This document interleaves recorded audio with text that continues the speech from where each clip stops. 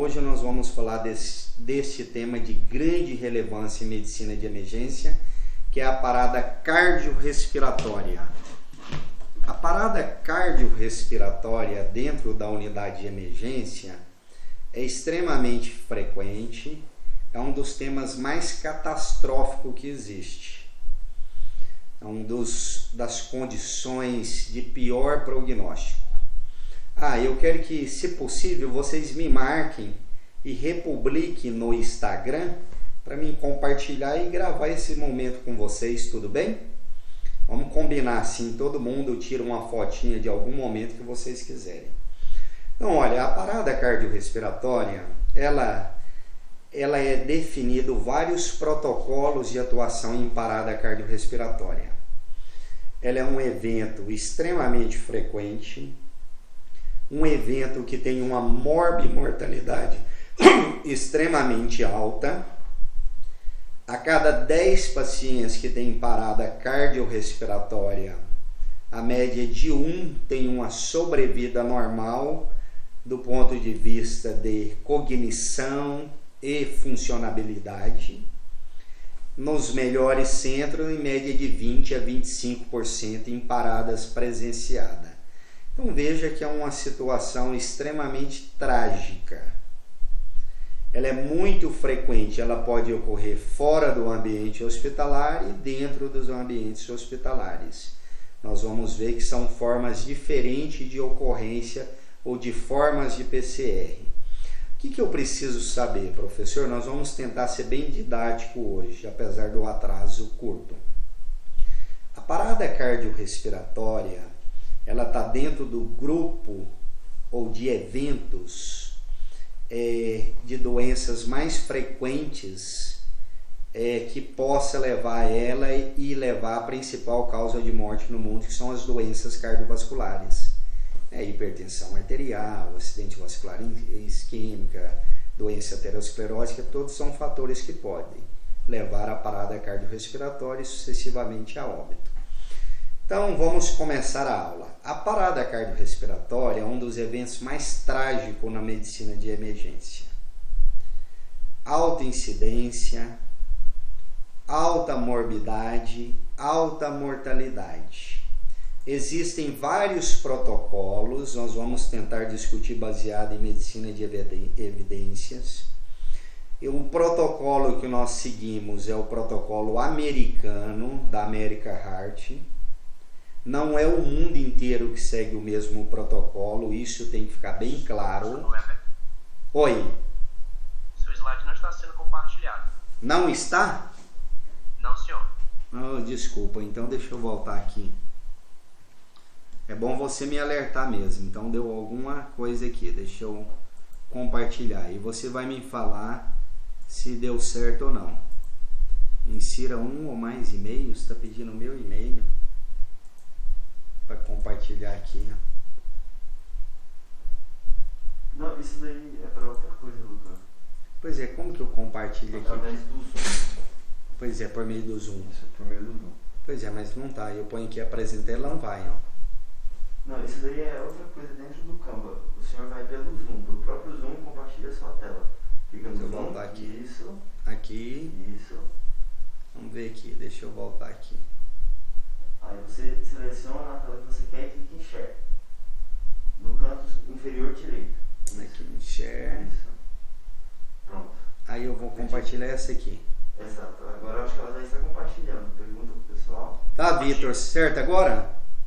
Sim, senhor. Mas tá a tela completa ou não? Agora Não, só está a tela normal, mas ela não está em tela cheia. E agora? Isso. Agora tá normal? Cheia? Agora sim. Simbora. Ótimo, então agora vamos começar de novo, né? Então, agora a gente, desculpem, viu, gente? O primeiro dia é assim mesmo, depois tudo vai ficar melhor. Piorar não tem como. Então, olha, um prazer estar aqui com vocês. Meu nome é Weber, sou especialista em medicina de emergência. Nós já gravamos, já vai para a 4ª aula, todas depois nós vamos colocar no YouTube, para que vocês possam ter acesso. No fim, vamos abrir para perguntas. Hoje nós vamos falar de um tema extremamente frequente em unidades hospitalares. Seja você oftalmologista, radiologista, oncologista, a especialidade que você vier a realizar, você vai ter que saber manusear uma parada cardiorrespiratória. Independente da sua especialidade, seja ortopedista, o que for, você vai encontrar a parada cardiorrespiratória na sua especialidade. Vamos fazer um acordo aqui. Durante a aula vocês tiram vários prints para repostar no Instagram e me marque para que eu possa gravar e isso ficar na nossa memória. Então hoje eu também sou instrutor do ACLS, mas nós não vamos ficar cego no ACLS. Vamos tentar ver medicina baseada em evidência. Então, primeiro, a parada cardiorrespiratória é um evento muito frequente dentro das unidades hospitalares e fora das unidades hospitalares.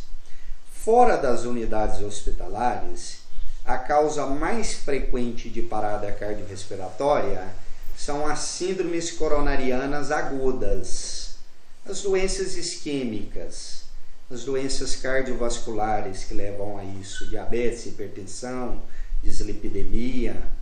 Dentro das unidades hospitalares, as causas de parada cardiorrespiratória diferem um pouco. Não é a doença isquêmica propriamente dita que é a causa mais frequente. Nós vamos perceber isso. Mas o que eu preciso saber de início, professor? Eu não vou ficar divagando muito, nós vamos direto ao ponto. É uma doença com altíssima morbidade e altíssima mortalidade. Nos grandes centros, nos centros de primeiro mundo, chegamos a ter apenas 20 a 25% de pacientes que sobrevivem com desfecho neurológico favorável. Em alguns outros lugares, a média é de 10% apenas. Olha que coisa desastrosa. A cada 10, apenas um vai ter uma sobrevida normal, sem alterações neurológicas importantes. Bom, então vamos para o próximo slide aqui. Onde eu passo o próximo aqui. Deixa eu tentar ver aqui, Joãozinho. Aqui. Então nós vamos falar de parada cardiorrespiratória baseada em evidências. O que eu quero que vocês entendam? Existem vários protocolos sobre parada cardiorrespiratória. O protocolo que nós mais utilizamos no mundo inteiro é o protocolo americano, da American Heart Association. Mas o que tem que ficar bem claro, professor? Não é apenas esse protocolo. Existe protocolo europeu, existe um protocolo no Oriente Médio. Aqui na América Latina, Cuba não adota o protocolo americano, eles adotam o protocolo europeu. Alguns diferem em alguns detalhes que nós vamos ver. Mas o escopo principal é igual em todos os protocolos. Mas o que eu quero que vocês entendam? O protocolo da American Heart, eu estou falando porque senão alguém lê o europeu e lê o do Oriente Médio, vai ver que é um pouco diferente e vai falar, olha, eu li uma coisa diferente, realmente não é igual. O protocolo que nós seguimos da American Heart Association, ele é atualizado anualmente por este instituto, por este comitê denominado ILCOR. O ILCOR é um comitê internacional de ressuscitação composto por vários grupos. Olha, um grupo da Austrália, um grupo neozelandês, grupo americano, um grupo europeu. Então, vários grupos compõem este ILCOR, reúne-se anualmente, seja presencialmente ou online. Eu já estive em uma reunião deles presencial nos Estados Unidos, na cidade de Orlando. É um congresso fantástico, em que, baseado em relatos, baseado em vivências, baseado em estudos randomizados, duplo cego, trials, revisão sistemática, Em vários níveis de evidência, eles traçam algumas recomendações. Então, este instituto, por meio de vários grupos compostos, criaram suporte básico de vida em cardiologia e suporte avançado de vida em cardiologia. O suporte básico de vida em cardiologia nós denominamos de BLS. O suporte avançado de vida em cardiologia nós denominamos de ACLS. Como nós estamos conversando com profissionais de saúde, hoje o nosso foco principal será no ACLS, mas eu vou comentar algumas coisas. Mas olha para vocês verem que interessante. De tudo que nós falamos em BLS e ACLS, olha apenas a quantidade de níveis de evidência que nós temos de classe 1 apenas. Só 25% de tudo que nós realizamos durante a parada tem nível de evidência 1. E olha que coisa trágica, talvez vocês não sabiam, 45% ou mais 23%, 68% de tudo que nós fazemos em parada cardiorrespiratória, o nível de evidência não é muito bom, é 2A, 2B. Olha só para vocês verem.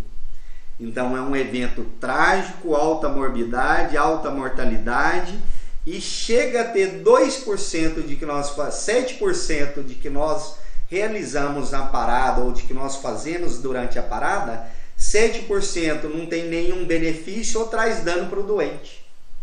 Então é isso que a gente quer tentar que vocês não façam dano. Não existe evidência. Isso é baseado nesse Instituto IUCOR, por meio de revisão de artigos, de publicações, de meta-análise, de trials. Então nós temos poucas coisas com nível de evidência muito alto. E é isso que eu vou demonstrar para vocês perante os artigos antes de começar a parte da parada. Olha só, o IUCOR, juntamente com todos os membros que compõem o IUCOR, eles desenvolveram a cadeia de sobrevivência em atendimento em vítimas de parada cardiorrespiratória. Antes existia apenas a cadeia de sobrevivência para paradas de para vítimas de parada cardiorrespiratória, apenas para o intra-hospitalar, apenas para o extra-hospitalar. Recentemente, agora depois de 2010, foi criado o elo de sobrevivência ou a cadeia de sobrevivência para a parada cardiorrespiratória no intra-hospitalar. Então nós temos duas cadeias de sobrevivência. Essa cadeia de sobrevivência é um dos níveis de evidência 1 que existe dentro do ACLS.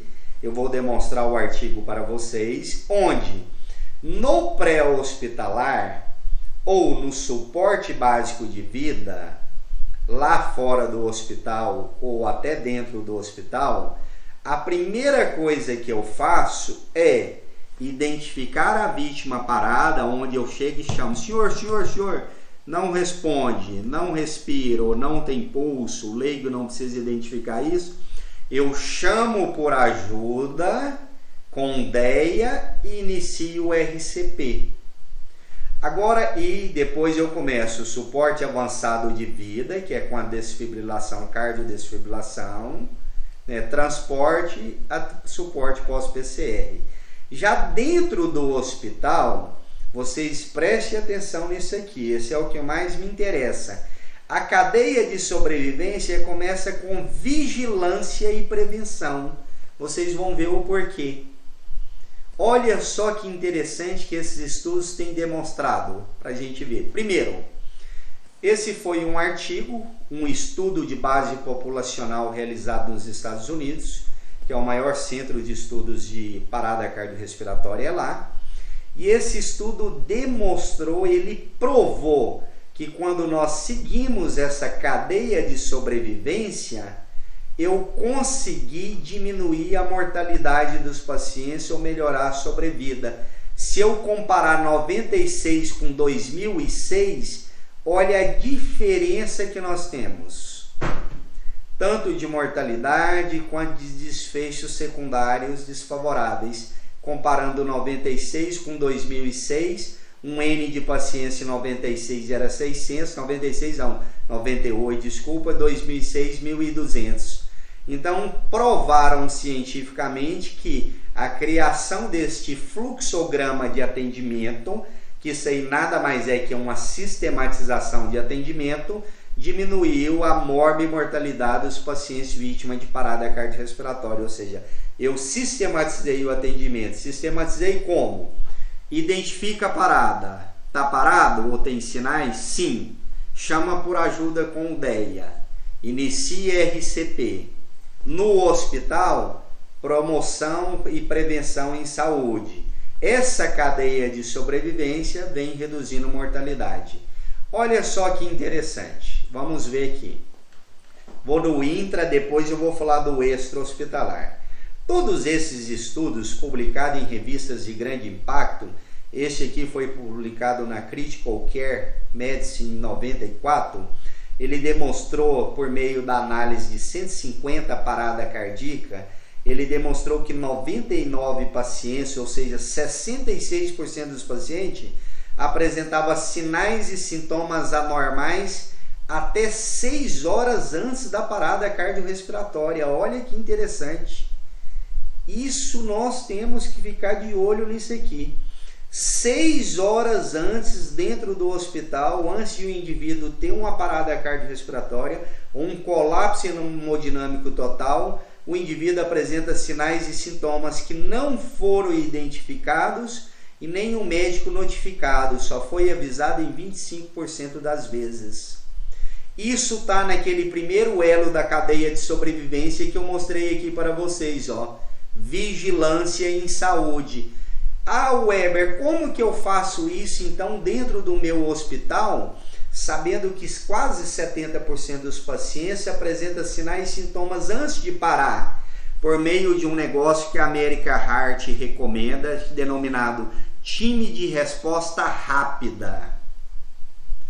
A criação dos times de resposta de emergência, o time de resposta rápida, composta por uma equipe de profissionais de saúde, em que eles aplicam vários scores ou várias escalas, sendo uma delas já discutidas nas aulas anteriores, a escala de Mills, consegue identificar essas anormalidades. E olha que interessante, neste outro estudo também publicado em uma revista importante, a CHEST, 70% dos pacientes apresentou deterioração respiratória 8 horas antes da parada.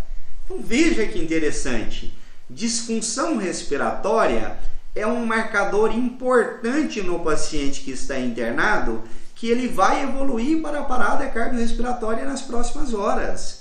Então veja, lá fora do hospital, a principal causa de parada cardiorrespiratória são as doenças isquêmicas, que é difícil eu estratificar e identificar. Tem que trabalhar com prevenção em saúde, controle de doenças, diabetes, hipertensão, dislipidemia, tabagismo, obesidade, as cardiopatia. Mas dentro do hospital, a grande maioria dos pacientes que tiveram parada cardiorrespiratória e apresentavam sinais e sintomas até 8 horas antes da parada, a grande maioria, quais sinais e sintomas que eles apresentaram previamente,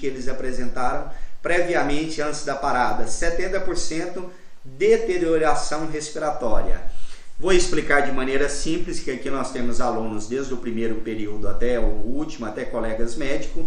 Quais são? Sinais de insuficiência respiratória, hipoxemia, ou seja, saturação menor que 93, tiragem intercostal, tiragem de fúrcula, uso de musculatura acessória, desconforto respiratório, que o pessoal chama, bradidispneia ou taquidispneia, sinais de cianose, rebaixamento de nível de consciência, hipoxemia e hipercapnia. Veja esses outros trabalhos. Esse aqui foi um outro trabalho publicado na Resuscitation, que é a revista de maior impacto dentro da medicina de emergência, onde as 6 anormalidades mais frequentes encontradas foram diminuição do nível de consciência, alteração respiratória e hipotensão. Apesar deles terem agrupado em 6 anormalidades, ele colocou diminuição, inconsciência, hipóxia, taquipneia, sendo os mais frequentes hipóxia e hipotensão. Aqui eu tenho que ficar atento a um detalhe. As 3 anormalidades em 95% dos eventos que levam a colapso e parada dentro do hospital são insuficiência respiratória disparado, o número 1. Depois vem rebaixamento de nível de consciência, seja ele qualquer que for. E depois vem sinais de instabilidade hemodinâmica, hipotensão, taquicardia, bradi ou taquiarritmia, sinais de má perfusão periférica, tempo de enchimento capilar alterado, né? Sinais de má perfusão. Esses são os eventos mais frequentemente encontrados. Aqui foi um outro estudo publicado também numa revista de impacto, na Blue Journal, mostrando que quando esse hospital implantou um time de resposta rápida, qual a finalidade? O time de resposta rápida é composto por médicos, enfermeiro, fisioterapeuta, técnicos de enfermagem, em que eles aplicam escalas ou scores que foram explicados na aula anterior, dentre eles o NILS, o MILS, o VILS, fácil aplicabilidade, poucas variáveis. Olha que interessante esse trabalho que os senhores veem. Reduziu 50% das paradas cardíacas em enfermaria só com a implantação desse time de resposta rápida. Você pode achar isso pouco, mas não é. A quantidade de pessoas que você vai evitar que iriam morrer dentro do hospital é gigantesca. E olha aqui esse outro estudo também publicado na Critical Care. O time de resposta rápida reduziu a transferência de pacientes em pós-operatório para a UTI de 58% para 37%. Ou seja, aqueles pacientes que nós operamos, mandamos para a enfermaria e possam evoluir com complicações e ter que ir para a UTI, o time de resposta rápida conseguiu reduzir estas complicações a ponto de levar o paciente para a UTI em 20%. Isso é fantástico, impressionante. E olha esses últimos 2 trabalhos aqui. Redução de parada cardíaca antes de transferir para a UTI. Ou seja, quando você passa a sua visita na enfermaria todo dia pela manhã, com o seu professor ou na sua rotina de trabalho, muitas das vezes vocês observam assim, olha, esse paciente não está bem. Esse paciente precisa ir para a emergência ou ele precisa ser encaminhado para a unidade de terapia intensiva. Com o time de resposta rápida, essa transferência reduziu de 30% para 4%. Por que isso ocorreu? Porque o time de resposta rápida identificava a deterioração muito rápida, eu abortava ela na enfermaria, tratava a insuficiência respiratória, tratava a instabilidade hemodinâmica, o rebaixamento de nível de consciência e não deixava ele evoluir com desfecho grave. O que pode dar isso? Nós vamos ver em outras aulas. Distúrbio eletrolítico, hiponatremia, hipernatremia, hipocalemia, hipercalemia, hipoglicemia, hiperglicemia, hipoxemia, hipercapiria, sinais de não proteção de via aérea, rebaixamento de nível de consciência, broncoaspiração, sepse, infecção, identifica precoce, desidratação, bradiarritmia, taquiarritmia. Então o time identifica isso rápido, aborta e reduziu tanto essa transferência. E olha aqui, 17% de redução na incidência de parada cardiorrespiratória por 1000 internações. É muita coisa neste hospital dos Estados Unidos. Então veja que o time de resposta rápida está mais do que provado que reduz eventos cardiovasculares dentro do hospital. Esse é um trabalho antigo, mas um trabalho muito discutido em todos os congressos, um trabalho realizado nos Estados Unidos, mais especificamente Los Angeles e Las Vegas, mas os Estados Unidos como um todo, mas principalmente Los Angeles e Las Vegas, são locais onde tem uma grande concentração de DEA por número de habitantes, que é o desfibrilador externo automático. O DEA, que é o desfibrilador externo automático, aqui no Brasil, qualquer um pode manusear ele. seja médico ou não médico. Fora do Brasil, a mesma forma. O que existe de diferente lá fora do Brasil que aqui é diferente? O cardioversodesfibrilador, infelizmente, eu falo a minha opinião, infelizmente no Brasil apenas médico pode manusear. Agora o DEA qualquer profissional. E olha só, qual a causa mais frequente de parada cardiorrespiratória fora do hospital? Síndrome coronariana aguda. Quais os ritmos mais frequentes de parada fora do hospital? FV e TV. Dentro do hospital, a ESP e a sistolia. Mas fora do hospital, são ritmos chocáveis. O que esse estudo demonstrou? Como em Los Angeles tem tudo, né? Tem DEA em todos os lugares, tem muitos idosos, muito cassino, muita bebida, muito doente, muito obeso, cardiopata, muitos fatores que favorecem eventos cardiovasculares. Olha que interessante esse trabalho. De 59 eventos de PCR que eles pegaram de 2002 a 2012, 70% praticamente ritmo chocável. E olha que fantástico! 80% teve retorno da circulação espontânea e 70% alta hospitalar com avaliação neurológica espetacular. E você fala, Weber, mas que resultado fantástico, 70%? Por quê? Toda a população é bem treinada a identificar o evento e usar o DEA. No Brasil a gente ainda não tem esse nível educacional. Nós precisamos capacitar os alunos, treinar os meninos nas escolas, 5ª série, 6ª série, 7ª série, treinar a população, colocar DEA em vários lugares, em várias faculdades, em vários lugares de aglomeração. E já tem várias publicações dessa demonstrando quanto reduz a mortalidade. Porque fora do hospital a grande maioria para em ritmo chocável. Se eu identifico o RAP e pego o cara na fase elétrica da parada, nós vamos ver que a parada ela tem fases, ela é dividida do ponto de vista fisiopatológico. Olha que questão importante, 70% foi de alta com evolução neurológica satisfatória. Nós utilizamos uma escala de avaliação neurológica, a principal é a escala de Rank, e vocês vão ver que evolui com desfecho neurológico favorável.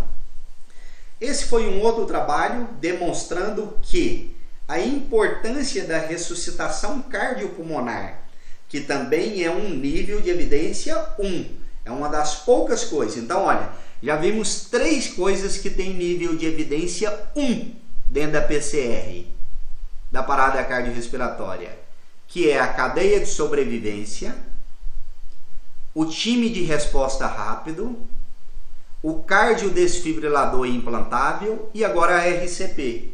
A quarta questão importante. A RCP, seja ela em pessoas de maior idade ou menor idade, ela sendo testemunhada por alguém, ela reduz muito a mortalidade. Olha, principalmente quando eu tenho um desfibrilador em menos de 10 minutos. Olha o tanto que ela vai melhorando o desfecho do paciente. Então a RCP já é provado por vários estudos, juntamente com o cardioversodesfibrilador, que melhora bastante o prognóstico dos pacientes. Vou passar esses outros trabalhos mais rápido. Esse é um outro trabalho publicado na Circulation, uma análise prospectiva com 97 paradas intra-hospitalar em centro universitário em Chicago, 813 minutos analisados em intervalos de cada 30 segundos. O que eu quero que vocês entendam como foi feito esse trabalho. Eles pegaram 97 paradas cardíacas, analisaram os 813 minutos de reanimação cardiopulmonar durante essas paradas cardíacas e chegaram a essa conclusão que vocês têm aqui hoje, que vocês decoram sem saber. Vocês vai lá, faz o ACLS, decora um monte de negócio lá no curso com a gente e sai e não sabe fazer nada. Isso não existe. Esse tipo de medicina não existe. Eu tenho que saber o porquê eu estou fazendo. O robô faz melhor do que nós a massagem.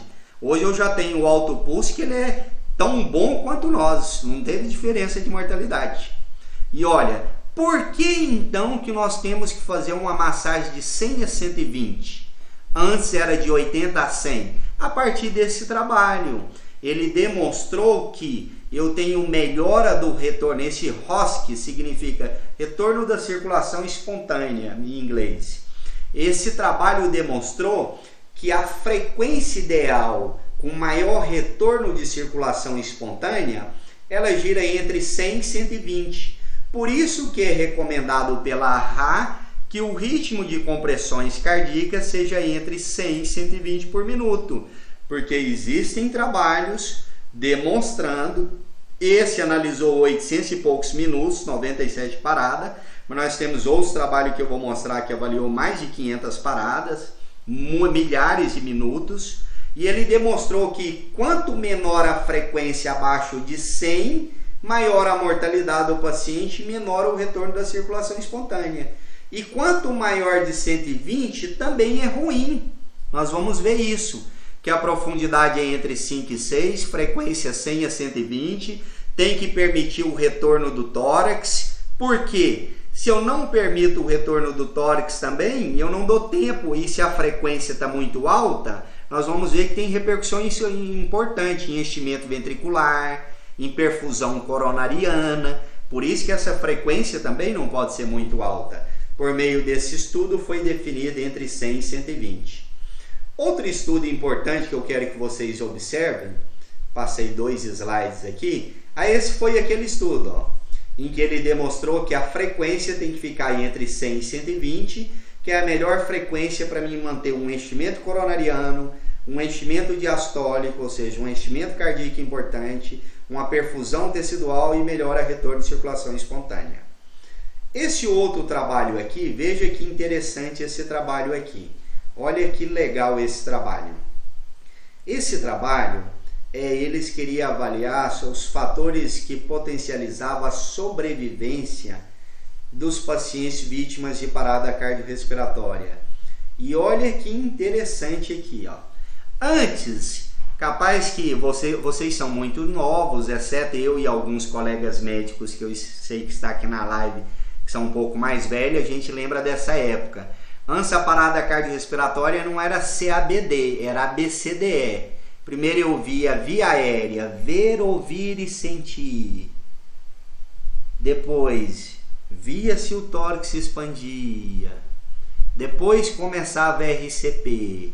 Esse estudo, realizado em 2010 para 2011, provou que quanto mais tempo eu demoro em iniciar a RCP e quanto mais tempo eu fico sem realizar a RCP, maior a mortalidade. E quanto menos eu minimizo a RCP, melhor a sobrevida do paciente. Então, qual a conclusão que nós tiramos disso? Olha bem, o cutoff importante, acima de 60%. Por isso que quando você lê o ACLS, você não compreende o que está escrito lá. Ele fala que a fração de compressão torácica mínima tem que ser acima de 60%. O ideal é 80%. O que é fração de compressão torácica mínima? É o mínimo que eu tenho que ficar massageando o doente sem interromper. No mínimo 80%, 60%, 80% durante o ciclo de 2 minutos. Quanto mais eu paro a minha RCP ou a minha massagem com frequência de 100 a 120, com profundidade a 5 a 6, menor a chance de retorno da circulação espontânea. Vocês vão ver que não é droga que melhora muito isso aí, é a minha RCP. Está provado por este estudo e por outros estudos. Por isso que a partir de 2015 foi tudo mudando. 2010 começaram as mudanças com esse trabalho. Veja que esse é um trabalho publicado em 2009. 2010 já iniciaram mudança e 2015 vieram outras mudanças importantes. Então existe um negócio chamado fração de compressão torácica, que é o tempo mínimo em que eu tenho que ficar realizando RCP. A partir desse trabalho, eles falaram, opa, então vamos acabar com esse negócio de começar pelo A. Não é a via aérea que mata o cara no pré-hospitalar. A maioria para por doença isquêmica, ritmo chocável. E mesmo dentro do hospital, o principal que eu preciso restabelecer é a hemodinâmica. Iniciar a RCP precoce. e manter no mínimo acima de 60% durante o tempo de RCP sem parar. Tranquilo? Está demonstrado claramente por esse trabalho. A profundidade, esse trabalho eu quero que vocês prestem atenção nele também, foi publicado na Circulation em 2014, veja que não é um trabalho antigo, em que eles avaliou várias profundidades de RCP. Obviamente que isso aqui, a grande maioria dos estudos foram realizados em animais, não em seres vivos. Eles demonstraram que os principais animais que se aproximam muito do ser humano é o porco e o cachorro. Eles demonstraram por meio desse estudo que a profundidade menor do que 4 não tinha um efeito de bomba satisfatório para manter perfusão tecidual. E profundidade acima de 6 aumenta o potencial lesivo. Ou seja, trauma cardíaco na RCP, trauma pulmonar, contusão, fratura de costela. Eu vou mostrar trabalho para vocês com fratura até de corpo vertebral durante a RCP. Que coisa trágica. Ah, Weber, como que eu vou fazer isso? Como que eu vou saber a profundidade correta? Nós vamos ver no fim da aula, eu vou mostrar um negócio para vocês e vocês vão ficar chocados. Não saia da aula. A aula, apesar do atraso, rapidão a gente termina. Vocês vão ficar chocados no fim da aula, o que eu vou mostrar para vocês. Então, esse trabalho que determinou a profundidade. Então, nós temos evidência para usar o DEA, evidência do time de resposta rápida, evidência da frequência cardíaca de 100 a 120, permitiu o retorno do tórax, eu vou mostrar o trabalho agora, e que a profundidade seja entre 5 e 6 centímetros, para evitar possíveis lesões e tempo de enchimento. Esse trabalho é o que fala sobre permitir o retorno do tórax. Olha que trabalho interessante. Né? Tem colegas aqui cardiologistas, esse trabalho foi publicado na Critical Care, esse trabalho foi realizado com porcos. Olha o que eles fizeram aqui, pegaram pezinhos e colocaram em cima do tórax do paciente, ou do porquinho, do cachorro, colocaram o peso em cima do tórax. À medida que ele foi colocando o peso em cima do tórax e não permitia o retorno do tórax, diminuía a pressão de perfusão coronariana, diminuía o débito sistólico, diminuía o enchimento ventricular. Olha que coisa desastrosa. Então, quando eu apoio em cima do corpo do doente, fico lá apoiado, aí eu prejudico pré-carga, prejudico débito, prejudico enchimento ventricular, prejudico pressão de perfusão coronariana. Por isso que a RCP eu tenho que permitir o retorno do tórax totalmente. Eles já fizeram estudos com peso, mantendo o peso em cima, e olha que coisa desastrosa. Quanto maior o peso, menor vai ser a minha perfusão coronariana e enchimento ventricular. Esse aqui foi um outro trabalho feito fora do hospital, demonstrando que quando eu tenho pessoas fora do hospital e identifica prontamente essa parada cardíaca, inicia manobras de RCP, eu tenho um retorno de circulação espontânea mais rápido e um desfecho mais favorável. Isso já está mais do que provado. Esse estudo aqui, que é o estudo que eu quero chamar a atenção para vocês. Esse estudo, ele é um estudo recente, chama PACA-Trial. Um dos poucos estudos que foram feitos em seres humanos. Ele foi interrompido rapidamente por questões de ética, em que um grupo de parada cardíaca eu fazia placebo, outro grupo parada eu usava adrenalina. Pensa, um grupo eu não vou dar remédio, um grupo eu vou dar adrenalina. Por isso que eticamente esse trabalho foi interrompido rapidamente. Então não deu para tirar grandes conclusões do PACA-Trial, mas algumas conclusões desse estudo foi muito importante. Então este estudo chamado PACA-Trial, ele é um estudo que vale a pena vocês lerem ele, eu mandei para todo mundo. Esse é um estudo que foi feito com seres humanos, vítimas de parada cardíaca. Um grupo que parou, eles fez adrenalina. Outro grupo, no lugar da adrenalina, fez placebo. E o que eles queriam avaliar com isso aí? Sobrevida, retorno de circulação espontânea e desfecho neurológico. O que o PACA-Trial concluiu? a adrenalina durante a parada cardíaca melhora o retorno da circulação espontânea. Porém, não tem impacto em sobrevida. Ela não aumenta a sobrevida do paciente. Ela não é nível de evidência 1 na parada cardíaca. Ela é 2A, 2B.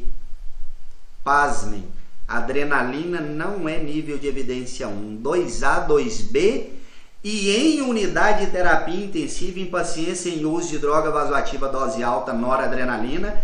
Já está começando alguns estudos aí que vai ser desastroso, mostrando o efeito desastroso que não existe dessa adrenalina em pacientes com uso de droga vasoativa dose alta. Então esse chama o Paca-Trial. Então o que eu tiro de conclusão?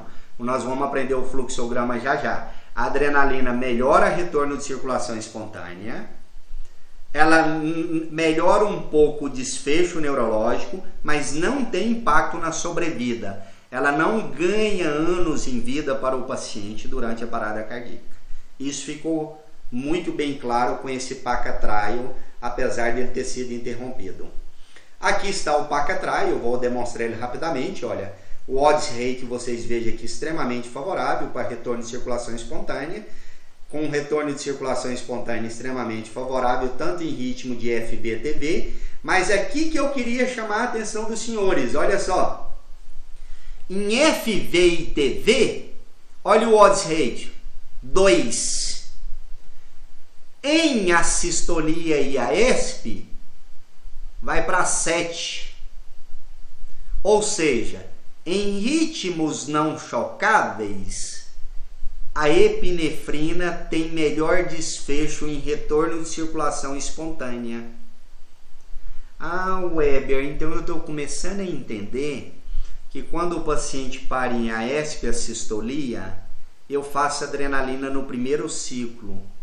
Quando ele para em FV e TV, a gente não faz no primeiro ciclo. Justamente, é por isso. Tem trabalhos demonstrando que ela tem muito mais benefício em AESP, assistolia, dentre eles o Paca-Trial, do que FV e TV com relação ao retorno de circulação espontânea. Se é óbvio, o cara em FV e TV, o que vai melhorar o retorno de circulação espontânea dele, além da RCP, é a cardiodesfibrilação precoce, né? Nesse caso, a desfibrilação precoce. Isso não tem sombra de dúvida. Mas esse trabalho deixou isso bem claro. Esse é um outro trabalho interessante, feito com o uso de epinefrina, uma meta-análise, na verdade, né? Meta-análise de revisão sistemática, um dos melhores tipos de estudos, trial controlados, randomizado, mostrando que a epinefrina melhora o retorno de circulação espontânea mesmo. Tem que se usar. Esse estudo aqui eu quero que vocês prestem atenção, ele foi publicado recente, 2018, no New England Journal. Tem 2 anos, talvez alguns de vocês nem tinham entrado na medicina ainda, principalmente os que estão no início. Esse estudo chama Paramedic, o Paramedic saiu um pós-hoc dele, o Paramedic 2, eu também mandei lá no grupo para vocês esse estudo. Esse estudo Paramedic extremamente interessante, veja, ele é de 2018, publicado no New England. Esse Paramedic demonstrou que a epinefrina aumenta o retorno da circulação espontânea, aqui está claro, o maior retorno de circulação espontânea. 8.000 pacientes analisados, veja, 8.000, não é 8 doentes, é um N muito grande. E o que esse Paramedic utilizou? Essa escala chamada escala de Rank, essa MRS, essa é uma escala de funcionabilidade neurológica. Quanto menor o rank do paciente aqui, 0, 1, 2, 3, melhor é a funcionabilidade do paciente. Veja bem, a maioria dos pacientes pós-PCR um rank muito alto. Olha aqui, de 8.000 doentes, se eu pegar aqui 3.800, 3.900, a grande maioria o desfecho neurológico é muito ruim. O que é isso? É a mesma coisa se eu falar assim, seu pai teve uma parada cardíaca, nós reanimamos, ele saiu bem da parada cardíaca, e ele vai embora para casa, mas ele não come, não anda, não bebe, ele vive gastrostomizado, traqueostomizado, ele depende de alguém para tomar banho, ele é disfuncional. É isso que essa escala quis avaliar, que a grande maioria pós-PCR sai com um ranking muito ruim e que a epinefrina não melhorou neurologicamente os pacientes. Tranquilo? Ela não mudou desfecho. O que o paramédico provou que mudou desfecho? É o time de resposta rápida identificar precoce o evento e intervir. A parada cardíaca ser identificada precocemente e ser intempestivamente abortada dentro dos 15 minutos. Aí esse risco que apareceu. Não foi eu não. Ou a desfibrilação. Não apareceu um risco na tela? Antiarrítmicos. Antiarrítmicos, vocês vão ver que não são níveis de evidências robustos. Nós temos 2 antiarrítmicos que pode ser usado na parada cardíaca. Aliás, 3, né? Amiodarona, lidocaína e sulfato de magnésio. Esse estudo aqui, publicado também no New England Journal, avaliou lidocaína com amiodarona e placebo em pacientes de ritmos chocáveis, FV e TV. A amiodarona teve um ligeiro desfecho favorável em relação à lidocaína. Teve uma época que a lidocaína foi retirada do guideline e agora ela retornou novamente como uma opção. Veja que o sulfato de magnésio também é um outro que foi uma demonstrada a sua eficácia em fibrilação ventricular refratária, também nível de evidência classe 2B, principalmente em pacientes com hipomagnesemia documentada que faz torção das pontas e evolui dessa forma de parada. Veja que a amiodarona é classe 2B, nós vamos falar lá na frente, por isso que eu não vou perder tempo. Isso foi publicado nesses 2 trabalhos, o Alive e o Arrest, todos 2 no New England. Fora do Brasil eles utilizam muito esse ninfecalante, que aqui nós não temos ele ainda, pelo menos até onde eu conheço eu nunca vi ele. E esse aqui é outro trabalho que eu quero mostrar para vocês antes de entrar no fluxograma, que esse aqui é um nível de evidência bom também, que é o capnógrafo. Esse gráfico eu quero que vocês saibam ele. Esse gráfico vocês têm que saber em prova, esse gráfico vocês têm que reconhecer ele. O capnógrafo, ele mensura o aparelho de capnografia a quantidade de CO2 exalada. Pensem comigo. Se ele mensura a quantidade de CO2 exalada, se o cara não está tendo perfusão adequada nos alvéolos, consequentemente não tem troca gasosa. Se não tem troca gasosa, a quantidade de CO2 exalada é muito baixa. Então, o que o capnógrafo me orienta? Quando o CO2 expirado é menor do que 10, a minha massagem cardíaca está inadequada, ineficaz. Quando o CO2 expirado está acima de 30, veja que nesse gráfico é um marcador de retorno da circulação espontânea. Retornou a circulação do paciente. RCP com CO2 acima de 10 é uma RCP adequada. Está tendo uma boa perfusão pulmonar. Abaixo de 10 eu preciso melhorar. Só que só tem como eu mensurar isto por meio de capnografia.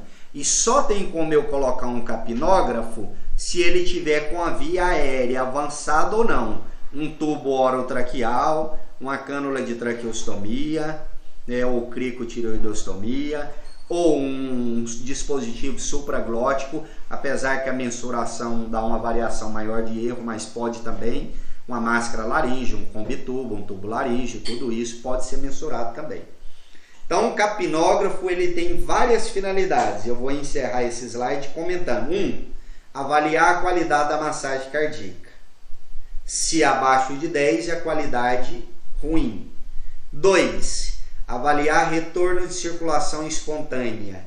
Capnógrafo, quando ele sobe a curva de forma abrupta, é um marcador de retorno de circulação espontânea, acima de 30. 3. Capnógrafo serve para avaliar se você intubou ou não o paciente. Ele só não fala se está intubado seletivamente ou não seletivamente. Mas de onde vem CO2? Do pulmão. Ah, Web, se eu intubar o estômago, vai dar onda? Dá. Mas é abaixo de 10, é uma onda muito pequenininha e logo ela zera, porque no estômago não tem CO2 em concentração suficiente.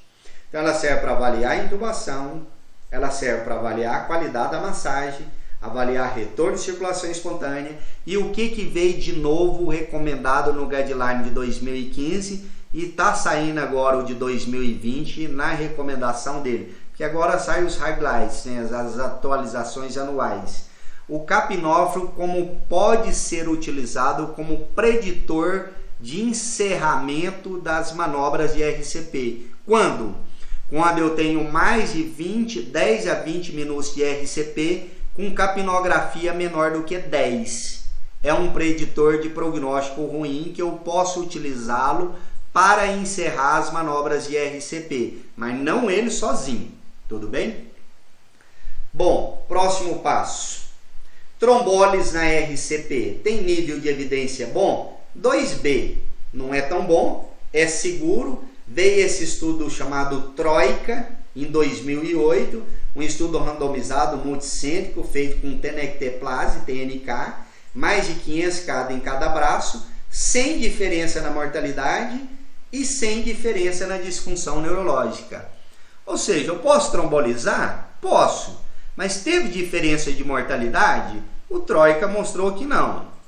Então o ideal é, poxa, RCP rápido, desfibrilação rápida, encaminha para o Dr. Frederico rapidamente, faz eletro, vê se é infarto, hemodinâmica para desinvadir, para desobstruir. Se eu não tenho hemodinâmica no tempo curto, aí eu tenho que trombolizar o paciente pós-PCR, ou esse trabalho foi feito durante a PCR, não é pós em caso de infarto, tudo bem? Durante a PCR eu posso trombolizar, desde que não tenha contraindicação, mas veja que não teve diferença. Classificação da PCR. Essa aula aqui eu meio que inventei, viu, gente? Eu estou aprendendo a mexer no Canvas e inventei esses desenhinhos, essas frescuras aqui, para ver se fica mais disperso e menos cansativo. Mas isso é invenção minha, é que eu estou aprendendo, então eu inventei. Fui gostando dessas cores ontem, 2 horas da manhã, e fui pondo todo tipo de cores aí. Não importa não. Então, eu preciso saber essa classificação de PCR. Um slide até bonitinho, pra você tirar uma foto e repostar aí, ó. A PCR, ela é classificada em 4 ritmos. Esse eu preciso saber. Ritmos chocáveis e ritmos não chocáveis. Esse é um dos fatores que mais leva vocês a serem reprovados durante o curso do ACLS. Chocar um ritmo que não é chocável, ou não chocar o ritmo que é chocável. Quais são os ritmos chocáveis? Fibrilação ventricular e taquicardia ventricular sem pulso.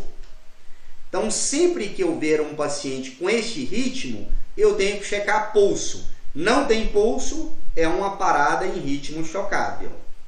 Ritmos não chocáveis. Atividade elétrica sem pulso, que existe vários tipos de atividade elétrica sem pulso, não é apenas esse aqui bem organizadinho, e a sistolia. Mas sempre eu já vou falando alguns macetes aqui que vocês precisam saber. Primeiro, os ritmos chocáveis são muito mais frequentes fora do ambiente hospitalar. Por isso a importância de treinar a população e disponibilizar a DEA. Os ritmos não chocáveis são mais frequentes dentro do ambiente hospitalar. Segunda questão que eu preciso saber em prova. Os ritmos chocáveis têm melhor prognóstico. Os ritmos não chocáveis, pior prognóstico. Terceira questão importante. A causa mais frequente de ritmos chocáveis são as isquemias, doenças isquêmicas cardíacas. De ritmos não chocáveis são as hipoxemia, seja por AVE, TCE, AVE isquêmico, broncoaspiração, insuficiência respiratória por qualquer causa. Tudo bem? Ritmos chocáveis, FVTV. É aquele macete que vocês já cansaram de ouvir em alguns cursinhos. Fui ver TV, levei um choque. FVTV, ritmo chocável. E o que veio de novo agora em 2020? Se eu estou do lado de um paciente, ele para, e do meu lado tenho DEA ou cardioversor desfibrilador, Começa RCP ou pego o DEA ou cardioversor? Pego o DEA ou cardioversor. Se está do meu lado, rapidamente põe a pá em cima do tórax do paciente, identifica o ritmo, porque se eu presenciei a parada, a maioria das paradas presenciadas é em ritmo chocável. Então não perca tempo. Se você está do lado com um DEA ou um cardioversor desfibrilador, pegue e coloque em cima. É ritmo chocável, já dá a descarga e logo em seguida começa a RCP. Isso. Agora, se não está do meu lado e eu identifiquei que ele parou, está parado e é um ritmo chocável, mas eu não tenho DEA, inicie RCP. Os ritmos não chocáveis, por que eu vou chocar aqui? Porque são ritmos desorganizados, em que o meu músculo cardíaco não vai ter uma efetividade adequada em termos de débito, de perfusão. Por que eu não choco esse atividade elétrica sem pulso? Porque o ritmo já é organizado. O problema não é ritmo, o problema é bomba. E por que eu não choco a ESP? Porque não tem ritmo para organizar nenhum. Por isso que eu não choco. E o que tem que ficar claro? Sempre que eu encontro uma pessoa em AESP, eu tenho que aplicar o protocolo da cagada, que é cabo, ganhos e derivações. Checar os cabos, checar a derivação, mudar, colocar D2, mudar a derivação D1, D2, tirar do ABR, ABL, ABF, essas periféricas, ver se o cabo está bem colocado. Muitas vezes o eletrodo soltou durante a sua RCP e olha o que os estudos mostram. Que muitas vezes a gente aumenta o ganho, né, em milivolts. Muitas vezes quando a gente observa um AESP, na verdade 10 até 15% tem trabalhos demonstrando que não é AESP, é FV de baixa amplitude. E aí eu perco o time de chocar o doente e ele sair da parada cardíaca. Tranquilo? Bom, fisiopatologia da parada cardiorrespiratória. Isso eu quero que vocês prestem atenção. Apareceu um risco aí na tela, mas não foi eu, um risco vermelho. Então, olha, fisiopatologia da PCR. A parada cardiorrespiratória, talvez alguns não saibam disso, ela é dividida em 3 fases. Fase elétrica, fase hemodinâmica e fase metabólica. Apareceu mais risco aí. Aí apagou agora. Fase elétrica é o sonho de todo mundo. É eu pegar essa parada cardíaca nesse início. Ou seja, em que o paciente, antes de 5 minutos da PCR, em que o paciente vai estar fibrilando, se eu pego o paciente nessa fase elétrica, é aqueles pacientes do início do trabalho que nós vimos lá em Los Angeles, que 70% saiu bem da parada cardíaca com um resultado neurológico favorável. Por quê? Foram identificados precocemente a parada e abortado. Agora, quando eu atraso no meu diagnóstico de identificação da parada cardiorrespiratória, já pego ele numa fase acima de 5 minutos, na fase hemodinâmica, aí já começa a ter sofrimento tecidual, sinais de má perfusão, hipoxemia. Olha, o dia que vocês ouvirem alguém falar assim, não é mentira. Eu achava que era mentira 30 anos atrás, 25 anos atrás, não estou contando a minha idade não, quando alguém falava assim, nossa, reanimei esse paciente e ele chegou aqui acordado, Glasgow 15. Não é mentira. O Fred já deve ter pegado vários assim. Você pega o cara na fase elétrica que ele fibrila, você choca, ele acorda. Ele não sabe o que aconteceu com ele, mas ele teve uma parada cardíaca muito rápida. Foi abortada. Agora, quando a parada cardíaca se prolonga de fase hemodinâmica para metabólica, aí eu já começo a ter repercussão tecidual.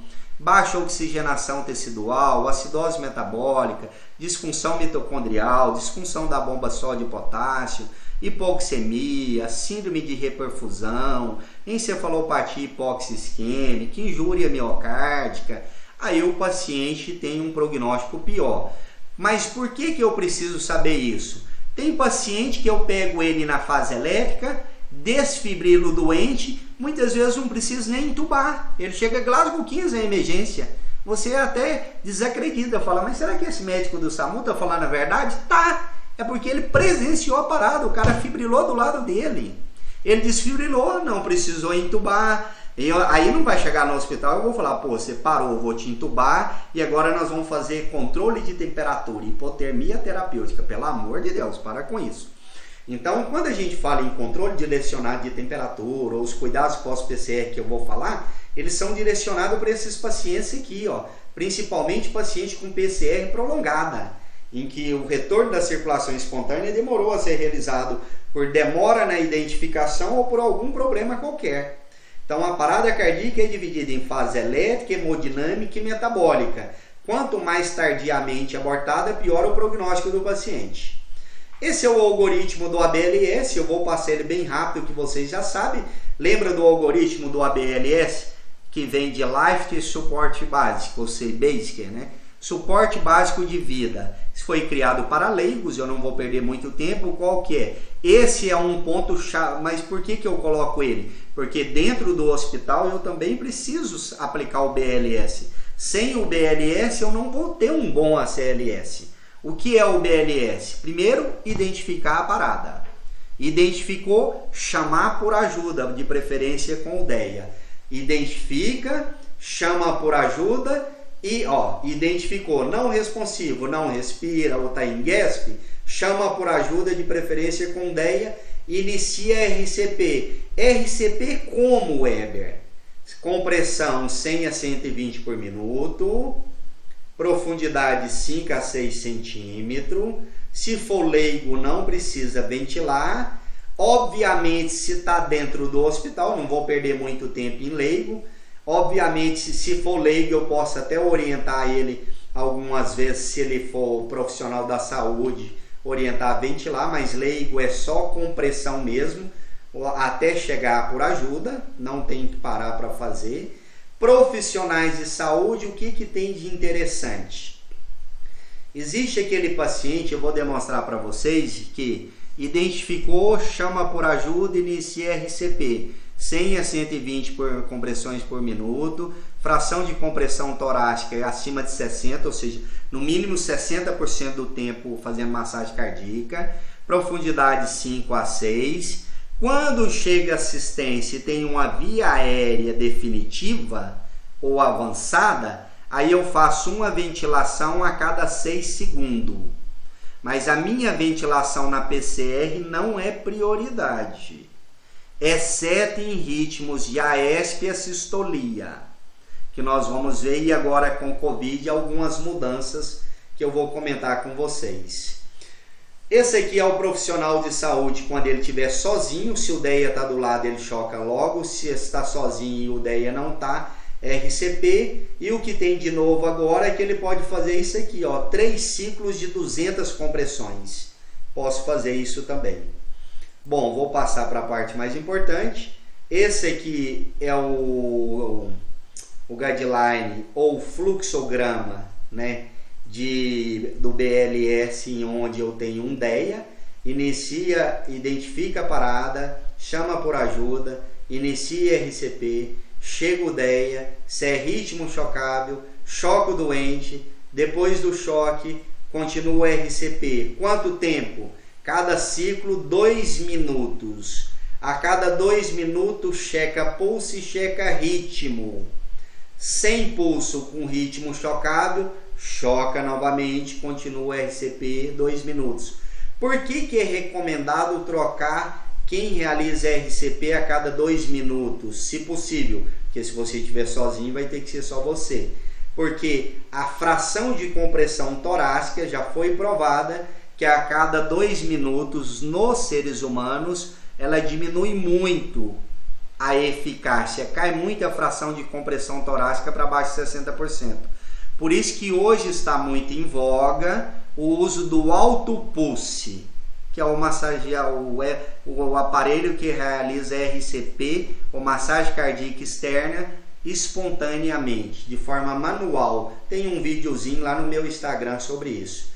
Esse fluxograma eu vou falar depois. Deixei a via aérea, eu vou comentar só algumas coisas aqui bem rápido, porque nós vamos ter uma aula só de via aérea. O indivíduo, o que eu quero que vocês saiam daqui sabendo? Vocês têm o hábito de pegar o paciente em parada cardiorrespiratória e ter uma pressa gigantesca de entubar o paciente. não tenha pressa em entubar o paciente. Primeiro, nós vamos ver que nós precisamos saber a causa da parada. Principalmente pensar nos Hs e nos Ts que eu vou demonstrar. Se eu não tratar a causa básica, ele não sai da parada. Não adianta eu ficar querendo entubar. Exemplo, um dos Ps de pneumotórax, um dos T, tensão no tórax, de pneumotórax. Se eu não fazer tórax-centese do pneumotórax hipertensivo, eu não saio da parada. Então, tamponamento cardíaco, via aérea, então eu vou falar algumas coisas porque vai ser uma das próximas aulas. Primeiro, o que mudou hoje em dia? Não ventilar mais por causa do Covid, exceto ventilar se eu tiver, deixa eu ver se eu acho aqui, eu vou mostrar para vocês daqui um pouco, tá lá na frente. Exceto se entre a bolsa, válvula, máscara, eu tenho um filtro EPA, aí eu posso ventilar. Se não, deixa a máscara no rosto só pré-oxigenando. Hoje, em Covid, fora do Covid, eu acoplo a máscara, bolsa, válvula, máscara e ventilo. Uma ventilação a cada 6 segundos. Se eu hiperventilar, eu diminuo o retorno venoso do paciente, eu diminuo a oxigenação cerebral do paciente, diminuo a oxigenação coronariana, porque eu aumento muito a pressão intratorácica, eu aumento muito o volume, o fluxo de ar que entra, então eu não posso hiperventilar. Aumenta o risco de vômito, broncoaspiração, regurgitação. É frequência de cada 6 segundos, uma ventilação. Cada 6, porque se eu hiperventilar, também eu levo induzir a uma alcalose e ele não sai. Se eu ventilo o paciente bem, eu não preciso entubar durante a parada, eu posso entubar pós-PCR. Agora, se a causa da parada foi a ESP e a sistolia, a preferência é a intubação mais precoce. O que mudou com o tal do Covid? Independente da forma de parada, a ESP, a sistolia e FV, TV, quanto mais precoce eu conseguir entubar o paciente, de preferência quem vai entubar a pessoa mais experiente, melhor é para proteger a equipe e proteção da via aérea também. Porque quando eu intubo, eu insuflo o balonete, ele veda a via aérea. E se eu não consigo entubar? Posso passar um dispositivo supraglótico. Máscara laríngea, combitubo, tubo laríngeo, tem vários trabalhos demonstrando que não teve diferença de mortalidade durante a parada cardíaca usar supraglótico ou usar tubo, não teve diferença. Alguns com tendência com desfecho melhor até o dispositivo supraglótico. Em mãos não experientes de intubação, é melhor o supraglótico com a máscara laríngea. Você oxigena muito mais rápido, porque você ficar parando para tentar entubar o paciente aumenta a mortalidade, porque diminui RCP, diminui perfusão.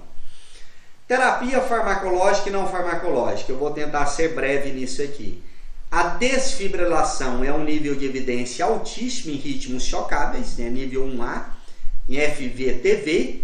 Esse é errado, olha, eu colocar a pá muito próxima, eu não pego área cardíaca nenhuma. Então as pás têm que ser colocadas diametralmente de forma em que o arco elétrico percorra todo o coração, passe por ele.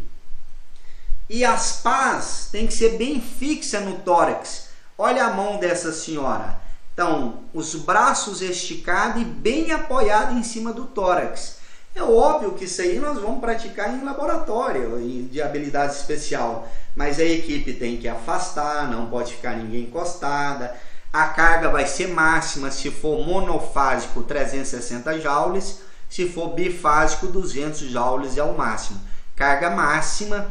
E olha o que esse aparelho tem de interessante. Eu já vi dele no Brasil, não aqui em Goiânia, mas em São Paulo eu vi muito dele. Inclusive foi lá que eu tirei uma foto dele, numa empresa que estava vendendo.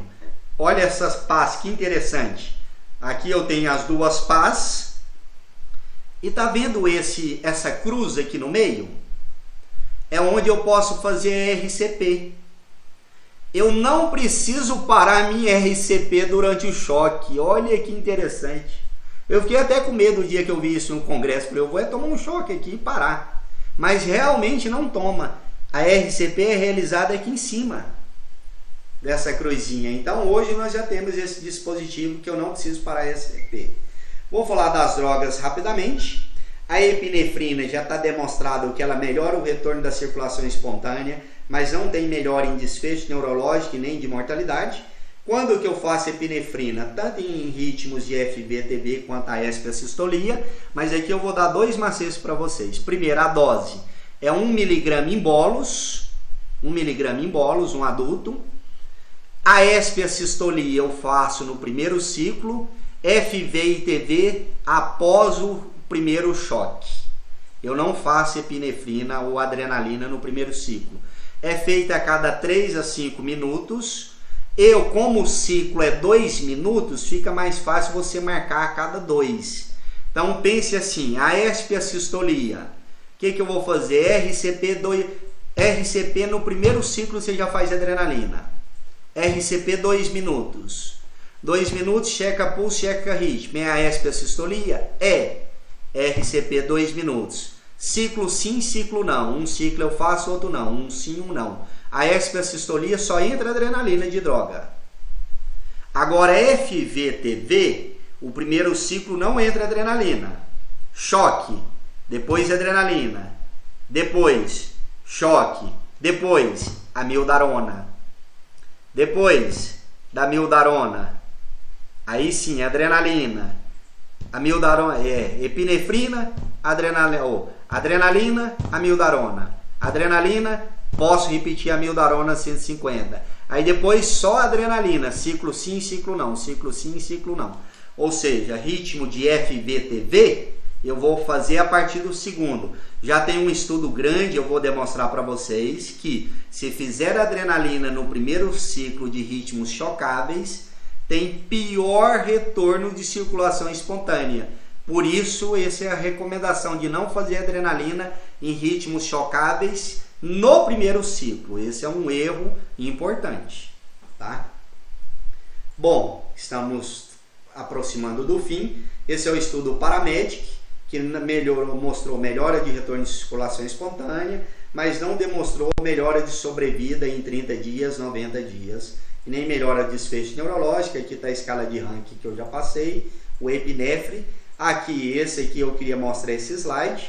Desfecho neurológico, a adrenalina teve tendência a demonstrar um pouquinho de desfecho neurológico. A mildarona, quando que eu vou usar a mildarona então? Ou lidocaína? Em ritmos chocáveis, FV e TV. Se for a mildarona, eu vou fazer depois do primeiro choque, ou seja, no segundo choque já, eu vou fazer 300 miligramas, podendo ou não ser repetido 150, é opcional. Se ele sair da parada, eu vou demonstrar para vocês que daí eu tenho que impregnar com a mildarona. Se eu não tenho a mildarona, hoje retornou a lidocaína, 1 a 1,5 mg quilo. Se ele sai da forma de parada de FV e TV com lidocaína, eu tenho que manter lidocaína. Ou nifecalante lá fora, que aqui nós não temos. Então, por exemplo, você está com um paciente, então vamos organizar na cabeça. Isso a gente treina na prática. A espiassistolia, identifica, paciente parado, chama por ajuda, inicia RCP, chegou a ajuda, é a espiassistolia, RCP 2 minutos, 2 minutos checa pulso, faz adrenalina, 2 minutos checa pulso, checa HIT. A espiassistolia, RCP mais 2 minutos. Para, checa pulso, checa HIT. A espiassistolia, adrenalina. Então vai adrenalina no primeiro, terceiro, quinto, sétimo, nono, 11º. E sempre em espiassistolia, principalmente a sistolia, checar cabo, ganhos, derivações e sempre pensar nos Hs e nos Ts como causas de parada cardíaca mais rápido. Hipoxemia, o outro H, como que eu corrijo hipoxemia? Intubando o paciente o mais rápido, ofertando oxigênio por meio de ventilação. Os outros H, hipocalemia, eu vou tentar falar mais rápido pelo tempo. Como que eu corrijo uma parada em um paciente sabidamente parado por hipocalemia? Potássio de 1 e parou. É sabido que ele parou por hipocalemia. 25 mEq de potássio em meia hora, 1 hora. Tem ampola de 10%, tem ampola de 15% e ampola de 19,1%. 10% tem 13 mEq, 15% 17 mEq, 19,1 25 mEq. Então, dependendo da concentração da ampola que eu tenho, faço 25 mEq eu faço em 1 hora. Senão o paciente não sai da parada, em meia hora, 1 hora, e depois eu vou fazer a manutenção. Nós vamos aprender a calcular na próxima aula. E se for hipercalemia, na parada eu faço glicinsulina, solução polarizante, 50 gramas de glicose, mais 10 unidades de insulina regular, num soro de 250 rápido. Posso fazer furosemida, mas talvez não vai ter um bom efeito, porque ela depende da perfusão renal, talvez na parada não tenha uma boa perfusão renal. Posso fazer beta de curta na parada, que ajuda como solução polarizante. Mas o melhor é a glicinsulina mais bicarbonato, 1 ml por quilo. Solução Sorcal, tira isso da cabeça. Se ouvir alguém falar de usar resina de troca na parada por hipercalemia, essa pessoa tá louca. Porque como você vai fazer uma resina de troca numa parada cardíaca que vai para o trato gastrointestinal até ser absorvida e ajudar na redução do potássio? Isso não existe. Tira isso da mente. Isso é coisa de gente louca. É glicinsulina, furosemida e bicarbonato. É o que tem o maior efeito na parada cardíaca por hipercalemia. Outro H de excesso de hidrogênio de acidose. Só vou fazer bicarbonato se eu tiver certeza que a parada foi por acidose. Exemplo, essa semana chegou uma paciente para mim lá no UGOL. Ela sabidamente, ela chegou e parou. 7 minutos revertemos. Mas rapidamente o residente olhou no prontuário, ela tinha recebido alta no dia anterior de um hospital que eu não vou falar onde, com gasometria, com pH de 7,05, um quadro de cetoacidose diabética, BIC de 6. Então eu não tinha dúvida que eu tinha que fazer bicarbonato na parada. Quanto que eu faço? 1 ml por quilo, dose máxima 100 ml. Outro H que pode acontecer, hipovolemia, como que eu corrijo? Dando volume ou hemoderivados se for perda de sangue. Hipoglicemia, corrigindo hipoglicemia. E aí nós temos o T de tensão no tórax, pneumotórax, toraxentese, segundo espaço intercostal, linha hemoclavicular com gel calibroso. Nós vamos ter uma aula disso aí. Tamponamento cardíaco, pericardiocentese guiada por ultrassom. TEP, eu posso fazer trombólises durante a parada com alteplase, nós vamos estudar TEP, 0,9 mg quilo, eu posso fazer 40 a 50 embólios e o restante em 2 horas. Outro T, tóxico, tanto que o guideline é americano, o americano tem uma incidência altíssima de intoxicação exógena por opioide, né, derivados do opiáceo. Chegou com parada suspeita de uso de cocaína ou derivados do opiáceo, naloxona. Suspeito de uso de benzodiazepínico, flumazenil como antídoto. Tranquilo? Bom, o indivíduo parou em FVTV. Se ele saiu do ritmo, eu tenho que manter a amiodarona 1 mg a minuto por 6 horas, 0,5 mg a minuto por mais 18. Se for magnésio, 1 a 2 gramas a hora. Esse aí, hipomagnesemia documentada, já demonstrei para vocês. Isso aqui está acabando já, viu, gente? Esperem para vocês verem o final. Esse aqui foi uma mudança que ocorreu no ACLS novo, que hoje está sendo usado em grandes centros como São Paulo. Sempre que eu tenho contato com a doutora Ludmila já, lá no centro dela, do Sírio, do Einstein, né, da USP, eles usam muito, não é a nossa realidade, mas principalmente em paradas cardíacas refratária e prolongada, uso do ECMO. Cateteriza femoral rápido, instala ECMO, que é membrana de oxigenação extracorpórea. Você tira esse doente dessa condição até tratar a causa básica. Então a ECMO hoje surge como alternativa. E aí vem uma coisa mais importante que nós já estamos encerrando, é os cuidados pós-PCR. Então eu tenho 2 fluxogramas, um de AS-sistolia e um de FVTV. AS-sistolia, o que eu faço? RCP, adrenalina. RCP, adrenalina, RCP, adrenalina, RCP, adrenalina, só. E pensa nos Hs e Ts. FVTV, identifica, choque precoce, não saiu, continua RCP. Quanto tempo? 2 minutos, 100 a 120, profundidade 5 a 6. Ah, Weber, como eu vou saber a profundidade? Vou contar já já. E a qualidade da massagem, uma você já viu que é o capnógrafo. Um choque sim, adrenalina no segundo, amiodarona no terceiro, a adrenalina no quarto, amiodarona no quinto, aí depois só adrenalina, sétimo, nono, 11º, 13º, 1 miligrama, em ritmos chocáveis. Quanto tempo? E se vários choques refratários, eu posso tentar sulfato de magnésio, né? Para o cara, talvez o cara tá num ritmo refratário à desfibrilação, pode ser uma torsade por hipomagnesemia. Então eu posso tentar lidocaína e assim sucessivamente. Mas quais os meus cuidados? Estamos encerrando os slides. Esse trabalho aqui, publicado nos Estados Unidos, que demonstrou que quando o paciente é encaminhado após a parada cardíaca para um centro especializado, veja aqui, before e after. Ou seja, após a parada cardíaca, quando ele vai para um centro especializado, olha o quanto que diminui a mortalidade e aumenta a sobrevida do paciente.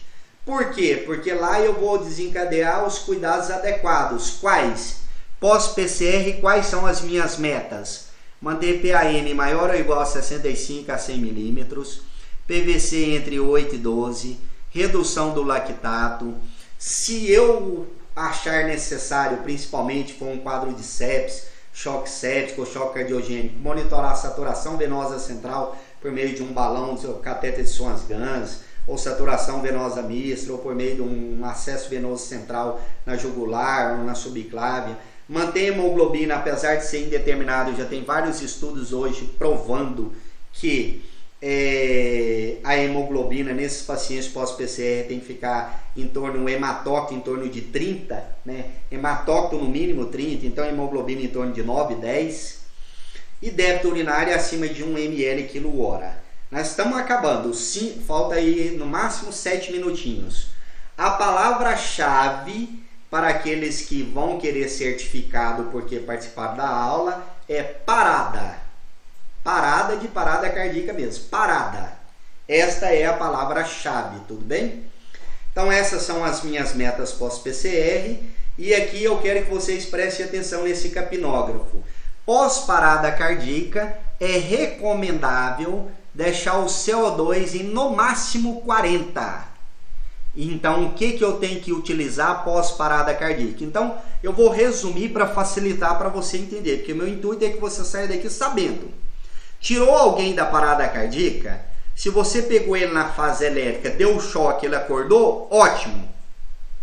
Faz um eletrocardiograma, independente da fase que você pegou, se foi infarto, encaminhar para o centro de hemodinâmica. Se não dá tempo para chegar e tem condições de trombolizar, tromboliza, onde coagula. Trata a causa básica nos Hs e nos Ts. Faz um raio-x de tórax. Se tiver entubado, ventilação mecânica protetora, que vai ser as próximas aulas. Nós vamos ter aula de intubação também. E se não está com via aérea definitiva, troque e coloque uma via aérea definitiva. Mantém PAM acima de 65, débito urinário acima de 1 ml kg/h. Mantém ele norme hidratado. Se ele tiver hipotenso, começa a droga vasoativa precoce. Mantém temperatura entre 32 e 36, não precisa ser hipotermia mais. Não pode passar de 36, nós vamos ver já já. Mas uma das coisas que vocês têm que controlar é o CO2, entre 35 e 40, no máximo 45. Eu deixo entre 35 e 40. Como que eu monitoro isso pós-PCR? Instalando um capnógrafo.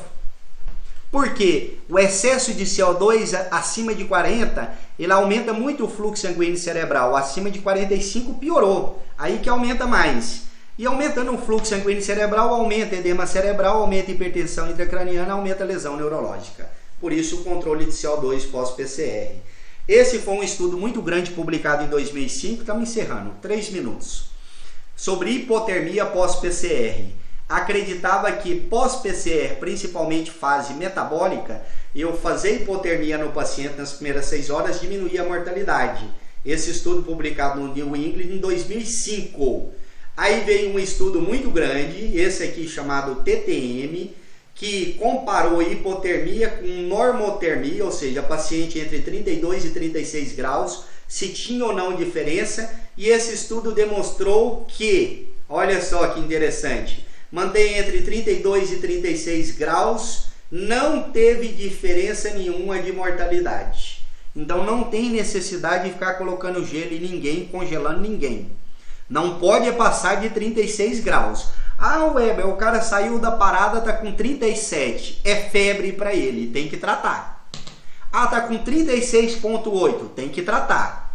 A temperatura acima de 36 tem maior disfunção neurológica. Óbvio, criatura.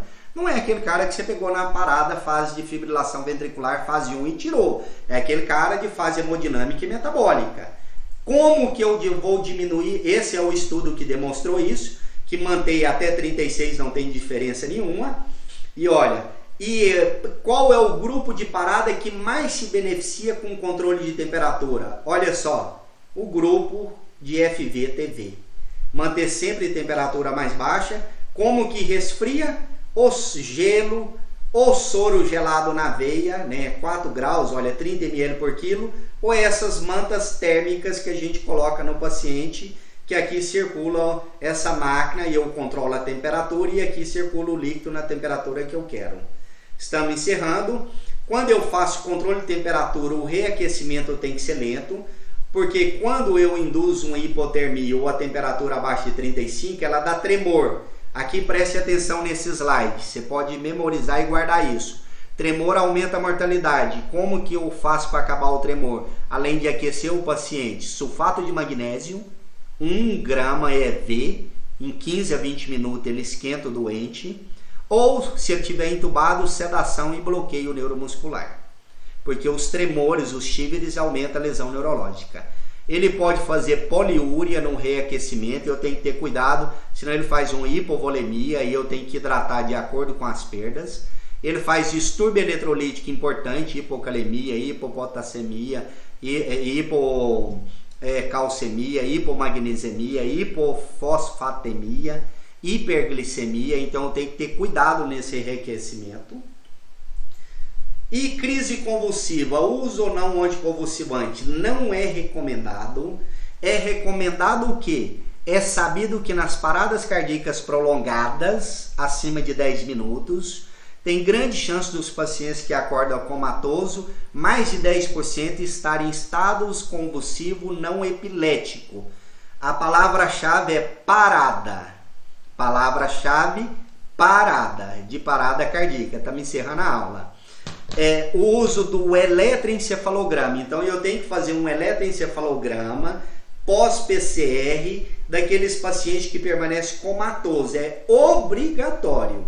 Se eu não tenho eletroencefalograma, aí eu tenho que impregnar o doente com fenitoína. Eu tenho que fazer 20 mg por quilo de fenobarbital ou de fenitoína para ele de dantal e dantalizar ele e depois manter 100 de 8 em 8. Se eu não tenho eletroencefalograma e pós-PCR eu desliguei sedação, ele continua comatoso, porque mais de 10% pode ser, olha, chega até 25% em alguns estudos, publicado na Neurocritical que é em 2015, que pode ser estágio epilético não convulsivo.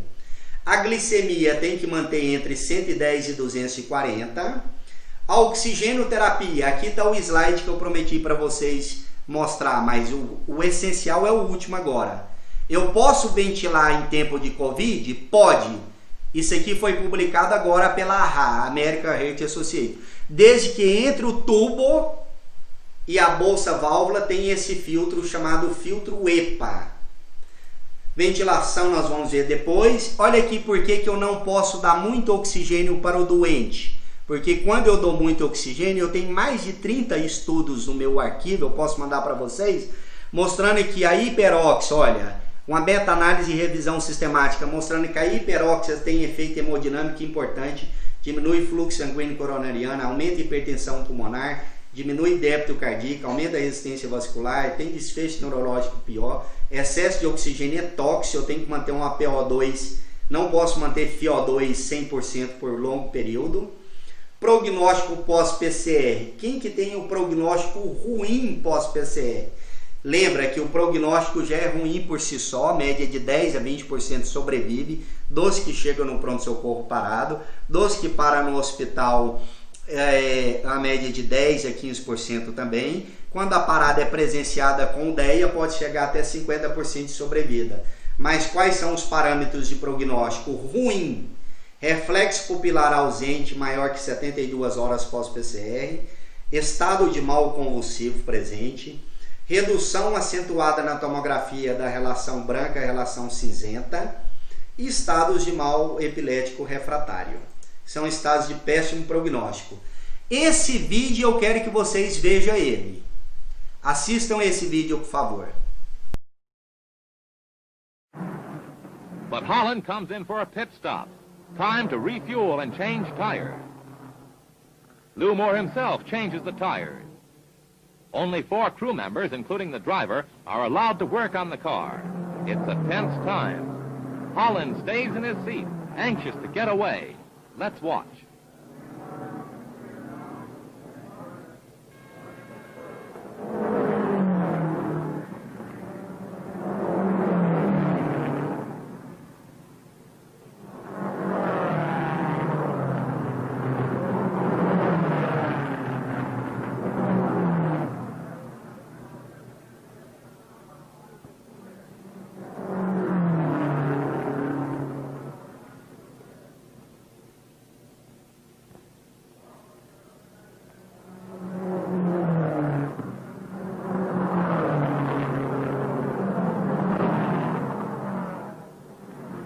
The tires are changed at last. A crewman polishes the windshield as Holland moves away just 67 seconds after he stopped.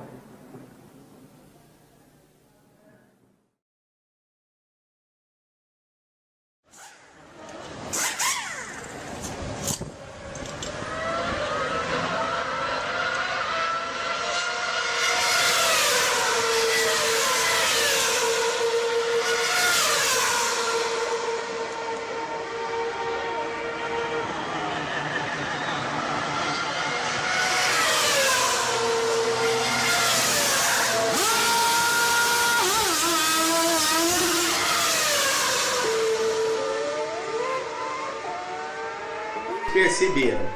Então eu vou voltar aqui, nós encerramos. Vou parar de compartilhar e voltar aqui pro Zoom. Deixa eu ver aqui onde eu volto. É aqui que eu vou voltar? Aqui? Aqui, né? Como que eu volto aqui? Aqui a tela toda?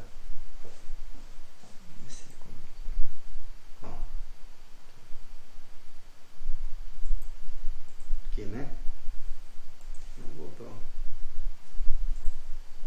Tem que parar de compartilhar a tela. Deixa eu voltar aqui.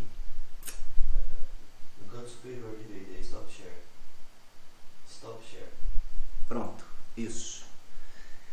Beleza. Então assim, olha, eu vou fazer um resuminho rápido e vou responder algumas perguntas. Nós encerramos. O que eu queria demonstrar para vocês com esse vídeo da Fórmula 1? Eu vi isso uma vez em um congresso, achei espetacular. Isso foi num congresso da UCOR, que eu vi nos Estados Unidos. Eu falei, gente, eu preciso encontrar um vídeo parecido com esse. O que você viu de diferente de década de 80 para cá, nesse vídeo da Fórmula 1? Treinamento da equipe. Então olha o que eu quero falar para vocês. Como que eu vou saber que a minha qualidade da minha massagem cardíaca está adequada? Treinando. Treinando onde? Nos laboratórios em faculdade. Realizar RCP, isso que eu fiz aqui hoje foi ensinar medicina baseada em evidência. Você não vai aprender RCP online, não tem jeito. Mas o que serve de lição esse vídeo? Nós temos primeiro trabalhar em equipe. Cada membro da equipe tem que conhecer a sua função e os outros também conhecer a função e a limitação de cada membro. Isso tem que ser bem definido. A equipe tem que estar bem coesa, orquestrada, ajustada. Senão vai falhar muitas coisas, principalmente a mortalidade aumenta. E sempre tem que ter uma pessoa na liderança, tá? Então, treinem. Então, Por que que hoje esse tempo diminuiu demais de troca de pit stop, treinamento? Então, como que você vai saber a qualidade da massagem? Obviamente, capnógrafo, ele te dá profundidade, tem equipamentos hoje, faz tudo. Mas como que eu vou saber que a minha massagem melhorou ou eu estou melhor a cada dia na parada cardíaca? Treina, treina, treina, treina, treina, treina, treina. Treino, treino, treino, repete, repete, repete. É repetição até a exaustão. Não tem outro jeito. Isso já está provado. Para encerrar, aqueles minutinhos de dúvidas. Quais as perguntas que surgiram aí? Espero que vocês tenham gostado. Desculpa pelos imprevistos, mas a aula vai ser... Doutor, para a tensão no tórax. Não, o quinto espaço intercostal é recomendado pelo ATLS como alternativa. Não é obrigatório. Em se tratando de pneumotórax, drenagem de alívio é melhor no segundo espaço intercostal. Mais rápido, mais fácil e mais prático, exceto no obeso. Mas não é que mudou para o quinto, por isso que não pode decorar esses guidelines. Principalmente o ATLS. O dia que eu for falar de ABCDE do trauma, eu vou provar que no ATLS deve ter no mínimo 20 erros. Esses livros, ACLS, ATLS, BLS, isso é coisa feita para leigo, gente. A diferença das siglas. BLS é suporte básico de vida, ATLS suporte avançado de vida em trauma, ACLS suporte avançado de vida em cardiologia. Esses livros foram feitos para leigo, para sistematizar. Ele não é para engessar a conduta. O médico tem que ter o conhecimento fora disso. Isso aí é para só um fluxograma. Para de ficar, poxa, eu não tenho ACLS, não tenho AT, tem que fazer? Tem. Qualquer coisa que você vai estudar é bom, mas não é obrigatório. Você não tem que decorar aquela coisa engessada, ruim, coisa desastrosa. Deus me livre. Vou ver aqui algumas perguntas aqui. Rapidinho, aí nós encerramos. Eu vou responder essas perguntas aqui.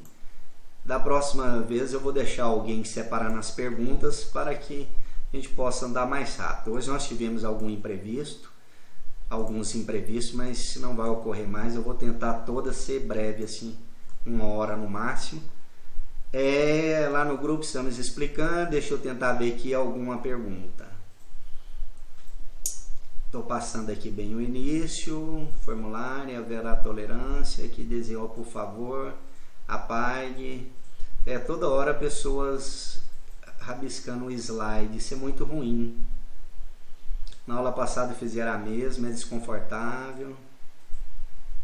Não tem a obrigação da pessoa assistir a aula, se ela não quiser assistir, não tem o porquê, né?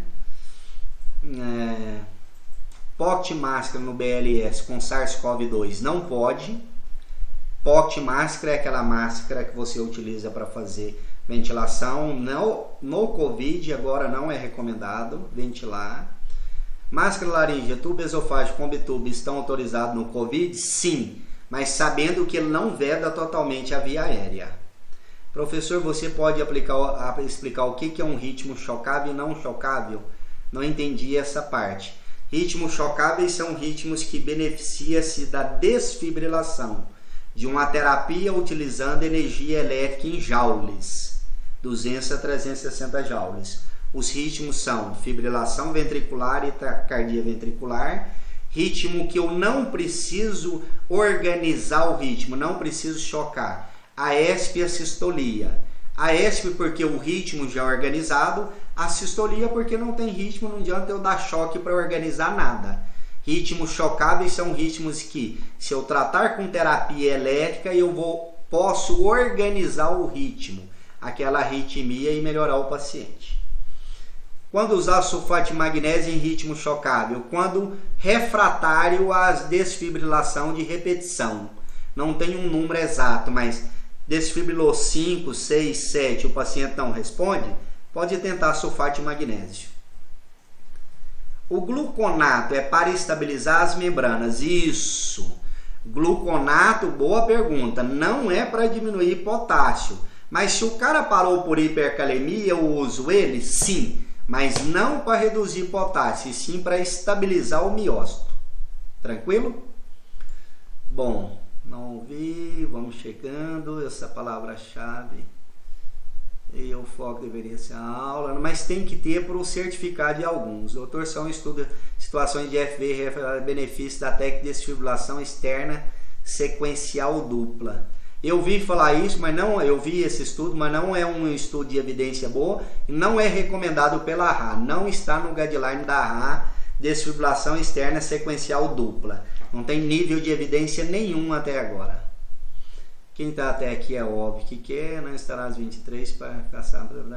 Também concordo, no fim não precisa não. Bom, foi instituído isso para obtenção, deixa eu ver, nada mais justo, doutor Noeber, já que não é para todos ganhar. A presença, tem mais alguma pergunta? Tem mais alguma pergunta? Estou vendo aqui.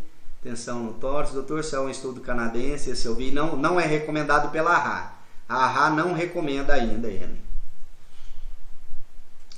O que tem, olha o seguinte, eu vou te responder, talvez essa seja a sua dúvida. Olhem aqui para mim, se quiserem fazer alguma pergunta. O que tem é o seguinte, ó. Nós temos desfibrilador monofásico e bifásico. O que tem de estudo é mostrando que o bifásico tem maior retorno de circulação espontânea, porque o choque vai e volta. Por isso que eles estão testando esse aparelho que você falou, mas ainda não tem nada de evidência robusta comprovando. O que se sabe é que o bifásico pode aumentar, por isso que chama bifásico, e o outro monofásico, que é corrente única. O outro bi, porque ela vai e volta, pode melhorar o retorno da circulação espontânea. Professor, como eu sei se a profundidade está entre 5 e 6 centímetros? Pela capnografia, se o capnógrafo está maior do que 10 centímetros, a sua massagem está com a profundidade adequada. A intubação no COVID tem que ser precoce. Todo paciente que chega parado hoje no pronto-socorro, a intubação tem que ser o mais precoce possível, até que se prove o contrário, ele é suspeita de COVID. E se for COVID, eu tenho que intubar o mais rápido possível, porque senão aeroliza muito durante a SCP. Doutor, eu vi várias literaturas com jaulas diferentes, que se inicia direto com a maior. Não é que se inicia. Todos os guidelines tem que se começar com a maior. Não, menos joules é quando eu vou fazer cardioversão. Desfibrilação sempre com carga máxima. Ou 200 se for bifásico, ou 360 se for monofásico. Isso já está em todos os guidelines, americano, europeu. Eu sempre alterno a administração de adrenalina, amiodarona após o choque. Amiodarona só 2 vezes. FVTV, RCP. Segundo choque, adrenalina. Terceiro, amiodarona. Pode ou não repetir 150, não mostrar o benefício. Aí depois não faz amiodarona mais depois desses 150, tá? Doutor, quanto tempo encerrar a SCP? Boa pergunta. Não tem tempo definido. O que se sabe é que depende de uma série de variáveis. Da doença de base, do prognóstico do paciente, da idade do paciente, das comorbidades associadas, do tempo de RCP e da qualidade da RCP. Tanto que o guideline recomenda como um dos parâmetros capnografia abaixo de 10 por mais de 20 minutos, já não adianta muito os esforços, porque o desfecho favorável neurologicamente vai ser muito ruim, né? Parece que acabou as perguntas. Olha, só tenho a agradecer a vocês, né? Esse tanto de pessoas aqui, quase 400 pessoas, não ia ficar até essa hora à toa. Eu também estou cansado, vocês também estão cansados. Eu saí do plantão, vim direto aqui para o estúdio. Espero ter contribuído com vocês. É muito difícil a aquisição de um DEA. É muito fácil a aquisição, a autorização é fácil. Precisa treinar as pessoas, capacitar os alunos, a gente começar isso desde cedo na escola, treinar a população. No caso de pacientes com Covid que estão em posição prone e sofrem parada, Muda alguma coisa na massagem cardíaca? Muda. Se o paciente está entubado, FiO2 a 100%, não desconectar do ventilador, colocar a frequência respiratória de 10, tempo inspiratório de 1 segundo, pressão de sensibilidade o máximo possível para ele não entrar no aparelho. Tranquilo? E não desconectar do ventilador. Doutor, como eu sei que minha compressão está sendo realizada de forma correta? Capnógrafo ou alguém de fora monitorando a frequência e a profundidade da sua massagem. O que é time de resposta rápida? É um grupo composto por médicos e enfermeiros, técnicos de enfermagem, que passa nas enfermarias 2, 3, 4 vezes por dia, aplicando um formulário, um score de NILS, MILS ou VILS, foi as aulas anteriores, onde eu monitoro frequência cardíaca, frequência respiratória, nível de consciência, pressão arterial, e tudo isso aí, quando dá um score maior que 3, ele é encaminhado diretamente para o setor de emergência, porque ele tem um risco maior de evoluir com uma parada cardiorrespiratória. Sobre o risco de quebra de costela, existe um limite aceitável de costela? Não tem nada disso. O correto é não quebrar nada, né?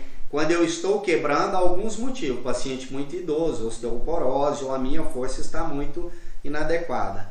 RCP em prona pode ser realizado, é recomendado pela AHA, mas se eu perceber que a qualidade da massagem está ruim, eu desprono, supino o paciente rapidamente e volto para a RCP no tórax anterior. No APH, não tendo monitor para saber o ritmo com DEA, com DEA, ao ele não indicar o choque, devo considerar a sistolia? Ou a sistolia ou a ESP. O DEA não recomendou, você não choca. Continua a RCP. Se a aspase está bem colocada. É raríssimo o DEA você não colocar bem, ele é muito leigo, né? Pessoal, muito obrigado, eu agradeço. Repete os parâmetros do ventilador, vou repetir devagar. Se o paciente está entubado e parou e está na época de Covid, você suspeita que seja Covid ou é Covid confirmado. Frequência FiO2 de 100%, não desconecta do ventilador, frequência respiratória de 10, tempo inspiratório de 1 segundo e sensibilidade ajustada para o máximo possível para o aparelho não disparar durante a massagem cardíaca. Após o retorno da circulação espontânea, desliga o marca-passo? Depende, eu preciso ver se ele é ou não dependente do marca-passo. Talvez se ele sair dependente do marca-passo, eu tenho que manter ele ligado, entendeu? Mas a gente não passa marca-passo mais em parada, não tem indicação mais, atropina, marca-passo, em ritmo nenhum de parada, tranquilo? Olha, espero que tenha contribuído com vocês, e não foi meu intuito aqui, espero se eu decepcionei alguém, se foi o intuito de aprender a CLS, BLS, isso aqui não é uma aula de RCP, é uma aula de evidências do que se fazer durante a parada ou pós-PCR. A parada é como aquele vídeo da Fórmula 1, você tem que treinar até a exaustão. Vou pedir uma coisa aqui para vocês antes de encerrar a aula. Divulguem o máximo que vocês puderem o nosso Instagram, o meu Instagram. Compartilhe os flashcards que os colegas de vocês fazem. Comentem. Excelente, muito bom, parabéns, incentive, curtam. Eu vejo que vocês não curtem quase nada, não republica quase nada, não comenta. Isso é uma forma de agradecer a vocês mesmos que estão fazendo, né? O trabalho de vocês, tenta republicar, publica, divulgue o nosso Instagram para todo mundo, todas as ligas, todas as faculdades, todas as aulas, não tem problema. O interesse é compartilhar conhecimento, ninguém é dono da verdade. Se eu falar alguma coisa que não concorda, nós podemos discutir, entendeu? Tudo bem? Um abraço, fiquem com Deus, nós vamos conversando pelo Instagram. Para encerrar, eu vou mandar vários casos clínicos amanhã, eu não tive tempo ainda pela correria. Essas aulas vão ser editadas pelo colega João, hoje eu extrapolei o tempo dele, mas que nós tivemos várias intercorrências, peço desculpa até a ele. E já é quase 11 horas, né? O tempo é a gente começar às 8h30, no máximo 10 horas no máximo. Deus abençoe vocês, se cuidem, fiquem em casa. Um abraço e até a